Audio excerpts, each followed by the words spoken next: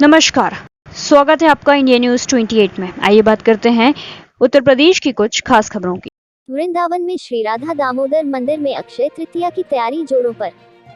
खबर उत्तर प्रदेश के मथुरा के वृंदावन के सप्त देवालयों में से एक ठाकुर श्री राधा दामोदर मंदिर में अक्षय तृतीया की तैयारियां जोरों पर चल रही है। मंदिर परिसर में सेवायतों के द्वारा अक्षय तृतीया के पावन मौके पर ठाकुर राधा दामोदर लाल के चंदन श्रृंगार हेतु चंदन घिसने का कार्य प्रारंभ हो चुका है। मंदिर के सेवायतों के द्वारा लगातार 45 दिनों से चंदन घिसने का कार्य किया जा रहा है। वहीं इस संबंध में बताते हुए मंदिर के सेवायत दामोदर चंद्र गोस्वामी ने बताया कि मंदिर के बड़े गोसाई महाराज आचार्य कनिका प्रसाद गोस्वामी महाराज के सानिध्य में मंदिर परिसर में करीब 45 दिन पहले ही चंदन घिसने का प्रारंभ हो चुका है। मंदिर परिसर में प्रतिदिन सेवायतों के द्वारा चंदन घिसने का कार्य किया जा रहा है। वही अक्षय तृतीया के दिन ठाकुर राधा दामोदर लाल का चंदन श्रृंगार किया जाएगा। इस मनमोहक दृश्य को पाने के लिए देश विदेश से श्रद्धालु ठाकुर राधा दामोदर मंदिर पहुंचते हैं। वहीं उन्होंने बताया कि यह चंदन दक्षिण भारत से मंगाया जाता है।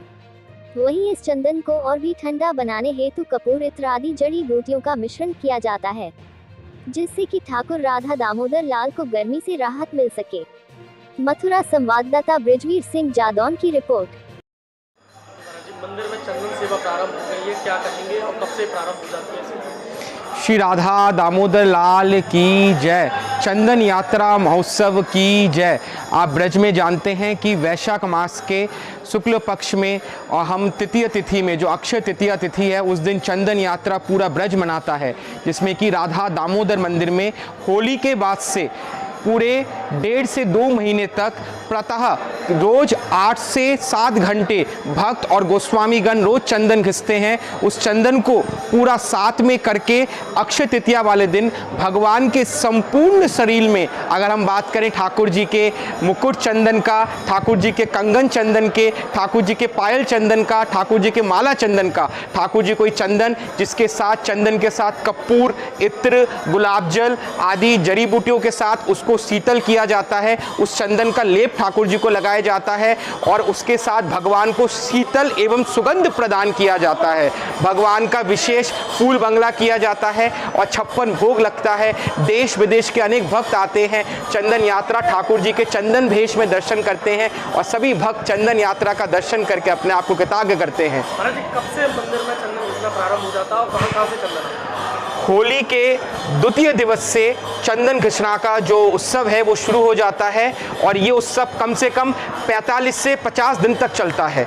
और इस वर्ष 23 अप्रैल को राधा दामोदर जी का चंदन यात्रा महोत्सव मनाया जाएगा, जिसमें अनेक भक्त आएंगे, ठाकुर जी का चंदन श्रृंगार का दर्शन करेंगे।